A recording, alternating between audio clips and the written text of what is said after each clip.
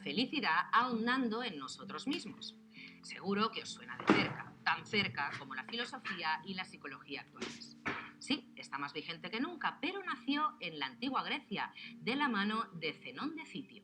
Hoy el filósofo y escritor Nacho Bañeras nos trae su último título, Caminos hacia la actitud estoica, y nos asegura que es la mejor actitud para llegar a tener una vida plena.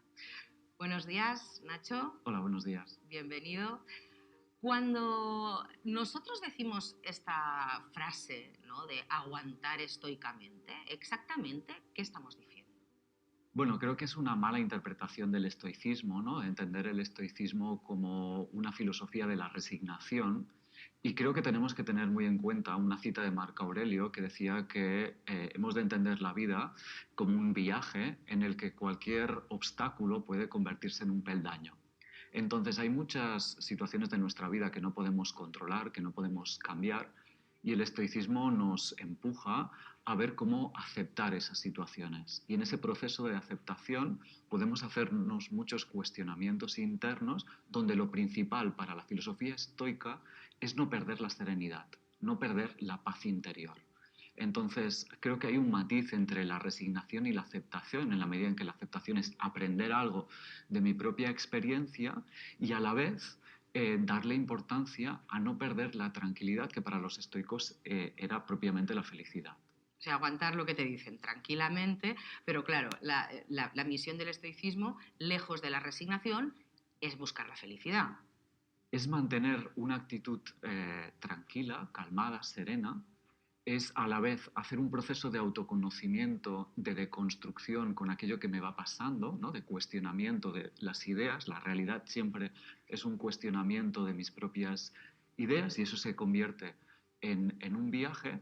Y a la vez también hago un matiz porque muchas veces se entiende una actitud estoica como alguien a que le resbala todo, ¿no? Alguien que es indiferente a todo. Pues bien, el estoicismo creo que es una filosofía que nos invita a resonar con lo otro, manteniendo, eso sí, la felicidad o la actitud serena internamente. Como decíamos al inicio, tú ves ahora lo que te dice la psicología, la filosofía actual, y se parece muchísimo, ¿no?, a lo que nos dice el estoicismo. ¿Realmente es el precursor de la psicología actual? Bueno, el estoicismo como una escuela de la filosofía, ¿no? Una escuela filosófica, es precursora de la psicología de la misma manera que en general lo es la filosofía, ¿no? La filosofía tiene una rama o tiene un pilar fundamental que es el autoconocimiento que, si nos acordamos, ¿no?, del templo de Delfos, del famoso Conócete, es para mí lo fundamental de la filosofía. No podemos conocer al mundo sin conocernos previamente, sin conocer, por ejemplo, las gafas a través de las que vemos el mundo, pero es que además el conocimiento también implica un cuidado del alma. En la medida en que yo soy consciente de mí mismo, soy consciente de cómo pienso, soy consciente de cómo vivo, de cómo siento, pero también soy consciente del paradigma filosófico que me toca vivir, ¿no? Del conjunto de normas, creencias que socialmente compartimos. Y eso tiene que ver con el cuidado. Vivir una vida consciente, una vida despierta, es también a la vez estar cuidando la propia existencia, ¿no? Conocimiento y cuidado van a la par y yo creo que eso es propiamente el terreno filosófico del que después bebe la psicología. ¿Qué tiene que ver, o si tiene algo que ver, la idea que tenemos de nosotros mismos con la idea que nos formamos del mundo?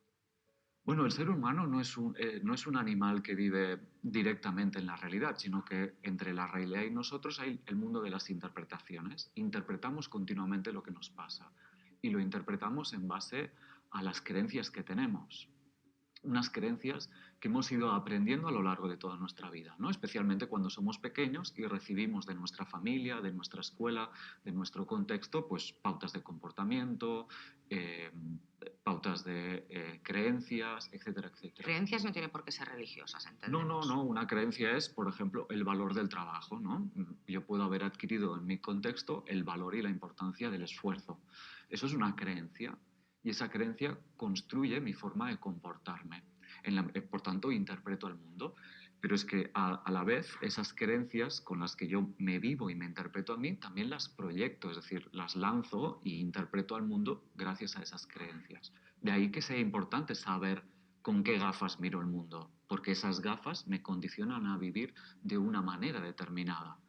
Pero muchas veces nos apegamos a esas gafas y naturalizamos esas gafas. Creemos que las gafas con las que yo vivo el mundo es la única manera de ver y de vivir el mundo. Y esas gafas son contingentes, tienen que ver con un contexto, se pueden cuestionar, se pueden cambiar, se pueden transformar. Y en la medida en que lo hago, me voy adueñando, me voy responsabilizando de mi vida, ¿no?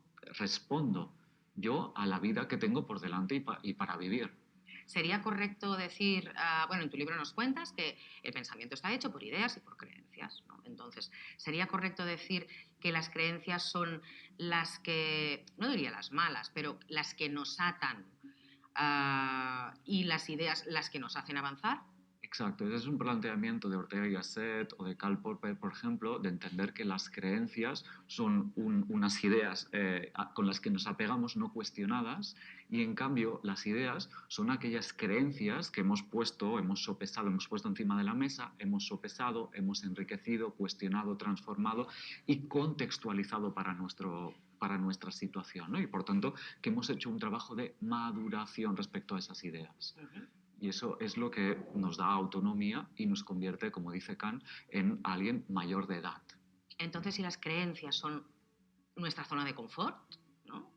Donde nos sentimos cómodos, lo que nos han enseñado, donde no sentimos ningún tipo de peligro, y necesitamos abstraernos de ellas, ¿qué podemos hacer con ellas? Como una patata caliente, ¿no? ¿Qué hacemos con las creencias? ¿Qué Bueno, posibilidades? Efectivamente, con lo que dices es cierto, ¿no? Las creencias me ofrecen una zona de confort porque es lo que habitualmente estoy acostumbrado, ¿no? Y cuesta salirme de ahí, generalmente incluso por el miedo al juicio que tenemos de los demás. Muchas veces nos da miedo lo que puedan pensar los demás de lo que decimos o de lo que hacemos, ¿no? Porque intentamos ser aceptados, ¿no? Y el pensar por uno mismo siempre implica confrontarse con este miedo. Pero vivir en una zona donde acostumbramos a vivir en las creencias, ¿no? En la zona de confort, muchas veces nos genera sufrimiento, porque la vida es permanente transformación, porque lo que nos sirvió a los 10 años no nos sirve a los 20. La vida es transformación y nosotros maduramos cuando vamos haciendo ese recorrido. Por tanto, mis ideas también las creencias las tengo que contextualizar para cada momento. Porque nosotros estamos apegados a la idea de seguridad y queremos que una idea o una forma de comportamiento nos sirva para siempre, pero la vida no es un para siempre, la vida es constante transformación y eso es lo que nos interpela a este trabajo de cuestionamiento, a este viaje que entienden los estoicos que es nuestra propia vida, que implica ir pensándola y a la vez ir viviéndola, ¿no? Que por eso el ser humano es un ser filosófico. Y si consiguiéramos realmente apartarlas, estas creencias, en un mundo ideal, que pudiéramos ser completamente objetivos, ¿podríamos vivir de nuestros instintos solamente? No creo que podamos vivir objetivamente. Siempre vivimos desde nuestra perspectiva, desde nuestro punto de vista subjetivo. Creo que en nuestro contexto actual le damos mucha importancia al pensamiento racionalizador, al pensamiento lógico, de ahí que muchas veces estamos con la centrifugadora en marcha sin poder parar ese pensamiento en bucle. Y en este sentido creo que sí que hace falta parar para recuperar otras dimensiones que nos caracterizan, como la dimensión emocional, la dimensión corporal, la dimensión intuitiva. Esas son también dimensiones que muchas veces están presentes en nuestras decisiones, pero que nosotros no tomamos en cuenta, ¿no? Y creo que está bien enlazar todas estas dimensiones sin quedarnos únicamente en lo intelectual o en lo racionalizador. Para acabar, ¿hay que perderle el miedo al miedo? No, yo creo que hay que habitar el miedo. Creo que somos una sociedad que nos hemos construido de una forma muy patriarcal, intentando apartar el miedo, y el miedo forma parte de la vida. Hay muchas cosas que nos dan miedo y para convivir con ese miedo necesitamos caldear, necesitamos mantener una actitud interna que sea capaz de abrazar y de estar con el miedo para poderlo sostener. Y de ahí poder hacer frente a todas aquellas cosas que nos van pasando. Muchísimas gracias, Nacho, por haber venido a Para Todos Lados. Gracias a vosotros por invitarme.